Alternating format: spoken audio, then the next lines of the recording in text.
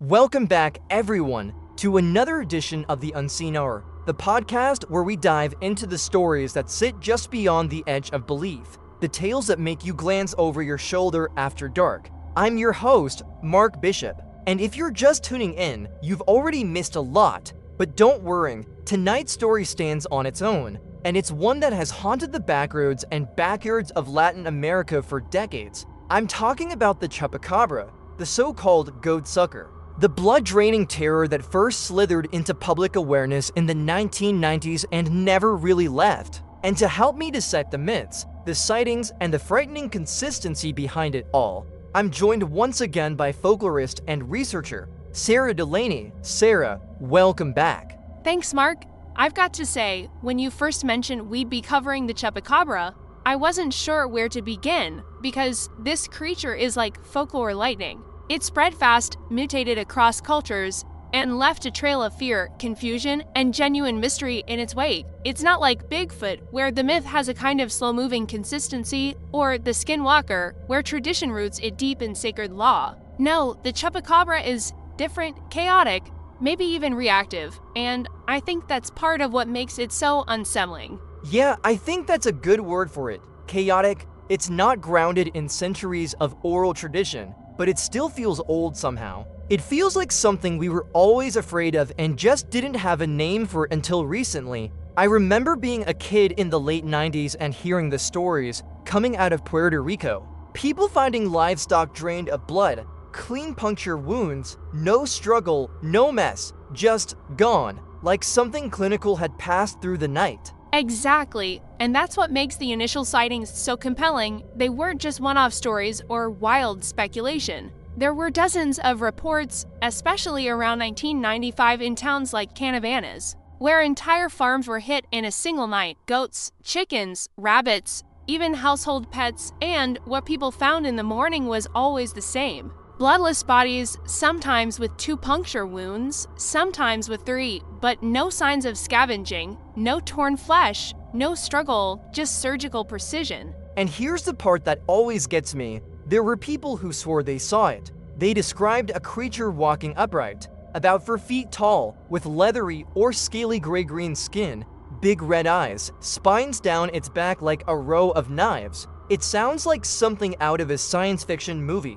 Well, it kind of is, Mark, and I mean that literally, because one theory is that the creature described by the earliest witnesses actually resembles the alien monster hybrids popularized in horror films of the 1980s and early 90s, especially a movie called Species, which came out just before the major Chupacabra wave began, and that raises an interesting question. Were people influenced by pop culture when they formed these sightings, or did the movies reflect something already brewing in the collective unconscious?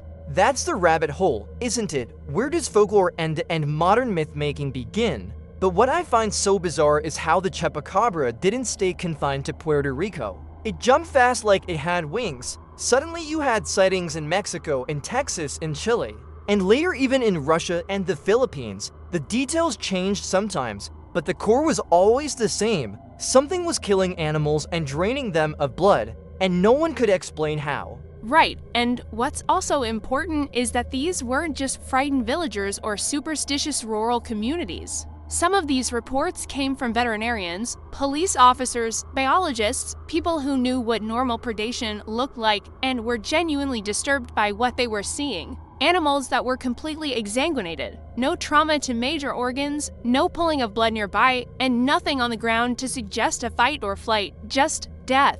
You know, it's one thing to hear a story, but it's another to see someone's face when they talk about it. I interviewed a rancher in Texas once for a completely unrelated episode, and off mic he told me his dogs were barking like mad one night. He went out with a flashlight and saw this thing crouching in the tree line, low to the ground, with these glowing eyes and what he described as skin like a hairless bat. He said he blinked and it was gone. No sound, no movement, just gone. And the next morning his two prize goats were dead, no blood, not a drop.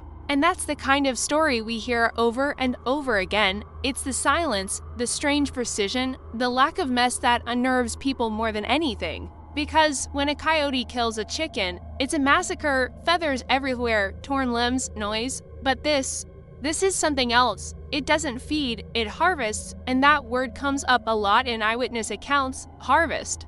Yeah, that word sticks with me too, because it implies purpose, intelligence, even strategy. And that leads us to a question that's hung over this legend since the beginning. What is the Chupacabra doing? If it exists, what does it want? Why blood? And why in this clean, clinical, surgical way? Is it a predator or a collector?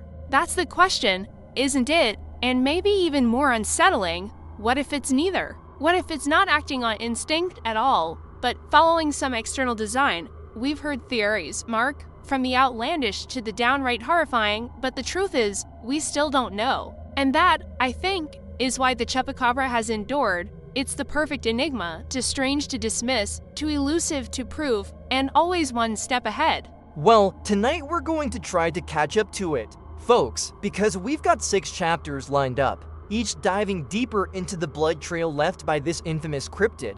We'll be exploring witness testimony, scientific explanations, cross-cultural comparisons, and even a few disturbing incidents that never made the news. So stay with us, because what's coming isn't just a story, it's a warning.